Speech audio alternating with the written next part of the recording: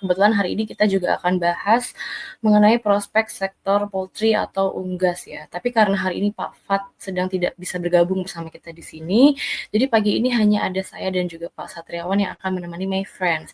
Nah, mungkin nanti pertanyaannya akan lebih banyak ke teknikal ya Pak Iwan ya, seperti itu. Oke. Nah, nanti saya akan coba share sedikit view dari Maybank Sekuritas untuk prospek sektor unggas ini seperti apa. Jadi berdasarkan report dari tim research Maybank Sekuritas tanggal 14 Januari 2025, ini memandang positif sektor unggas ya, karena diperkirakan konsumsi unggas ini akan meningkat gitu. Sebentar, ini saya apakah bisa share screen? Ya, ini apakah sudah terlihat ya?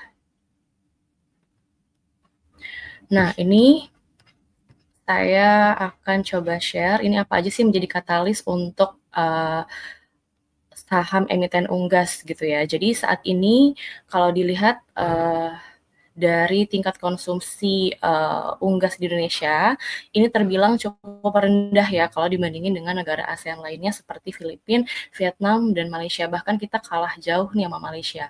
Konsumsi unggas Indonesia itu cuma 8,4 kilo per kapita, sedangkan nih Malaysia udah 50,5 kilogram ya per kapita. Jadi diproyeksikan ini konsumsi unggas Indonesia akan meningkat jadi 9,3 kilo per kapita di tahun 2029 dengan pertumbuhan konsumsi unggas tahunannya itu sekitar 3% dari 2024 sampai 2029. Nah, faktor apa aja sih yang menyebabkan pertumbuhan konsumsi unggas ini gitu yang bisa mendorong konsumsi unggas ini? Yang pertama ada dari kenaikan GDP dan juga peningkatan populasi Indonesia. Nah, populasi Indonesia ini kan diperkirakan akan tumbuh 1% di tahun 2003 sampai 2026 dan sebagai negara keempat dengan populasi terbesar di dunia, pertumbuhan populasi ini diharapkan dapat mendorong konsumsi produk unggas nih di Indonesia. Jadi diharapkan bisa meningkatkan permintaan volume penjualan untuk saham emiten unggas gitu. Dan kalau untuk pilihan saham di report research ini adalah Cepin dan juga Java untuk jangka panjangnya.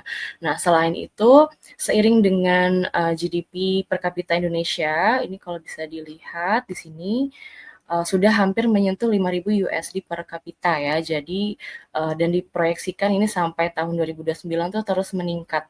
Jadi artinya tingkat kesejahteraan penduduk Indonesia ini diproyeksikan mengalami peningkatan. Jadi akan ada shifting nih dari yang tadinya mungkin konsumsinya protein nabati atau protein murah seperti tempe dan tahu, ini shifting atau beralih ke protein hewani seperti unggas. Itu faktor yang pertama yang mungkin dapat mendorong konsumsi unggas di Indonesia.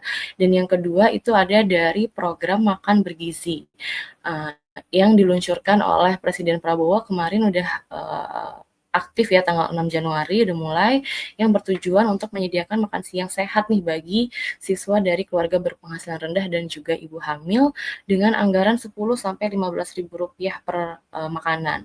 Dan pemerintah nih mengalokasikan 71 triliun rupiah untuk program makan bergizi yang ditargetkan akan menjangkau 20 juta orang di tahun ini, tahun 2025, dan akan terus dilaksanakan secara bertahap selama masa jabatannya Pak Prabowo ya, hingga mencapai 80 juta orang atau sekitar 29% dari populasi.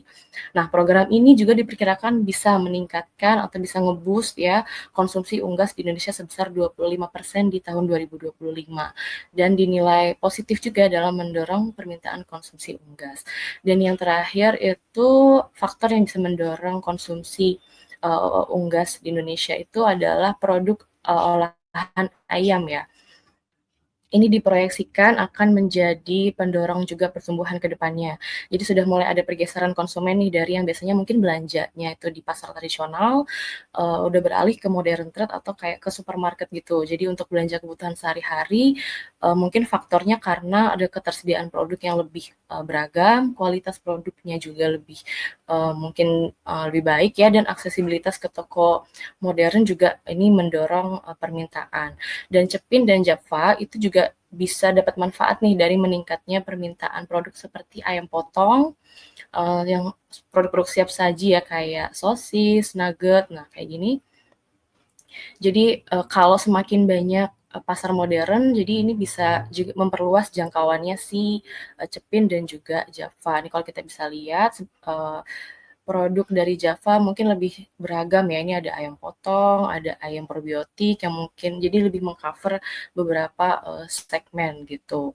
Nah, dari penjabaran tadi dari 3 faktor tadi yang disebutkan, ini prospeknya bisa ke saham Cepin dan juga Java. Namun untuk top picks dari Maybank Sekuritas itu ada di saham Java ya. Untuk investor yang mencari pertumbuhan tinggi boleh consider Java untuk jangka panjangnya ini sampai 12 bulan gitu dengan estimasi per full year 2025 yang lebih menarik sebesar 6 kali dibandingkan dengan Cepin yang udah 21 kali dan juga menawarkan hasil dividen yang lebih tinggi sekitar 7% dibandingkan Cepin yang hanya 2%. Nah, namun perlu diingat ya Mas Fes, ini kalau dari hasil research Maybank Sekuritas itu jangka waktunya lebih panjang sampai ke 12 bulan. Nah, tadi kan sudah direkomendasikan salah satunya saham sektor unggas itu ada Main dari Pak Satriawan. Mungkin boleh nggak Pak sekalian diulas juga nih untuk yang Java dan juga Cepinnya gitu. Kalau mungkin ada yang mau lihat view dari jangka waktu yang lebih singkat gitu ya untuk Java dan juga Cepin. Ya, untuk Java-nya ini udah direkomendasikan ya, harusnya sih udah sih, tapi nggak kecatat di sini. Untuk Java-nya ini overall masih uptrend ya, belakangan aja nih jadi mix to down sejak peak-nya kemarin itu di tanggal 12 Desember. Jadi jangka pendek itu resistennya ada di 1900, 1895, break level itu baru lanjut trade lagi arahnya ke 2030. Sementara di atas 2030 baru ada potensi untuk lanjut lebih jauh lagi, arahnya di 2310 target rounding top-nya. Sementara jangka pendek supportnya ada di sekitar 1820 sampai di 1785 untuk Java-nya. Sementara Cepinnya Cepinnya masih mix to down, jadi kemarin baru break support uptrend line itu di sekitar 4650 4630. Jadi kalau nggak langsung balik lagi di atas 4650-an, ini potensi menuju last low itu arahnya di 4400-an dulu jangka pendeknya. Tapi di bawah itu ada potensi untuk koreksi lebih jauh lagi nanti.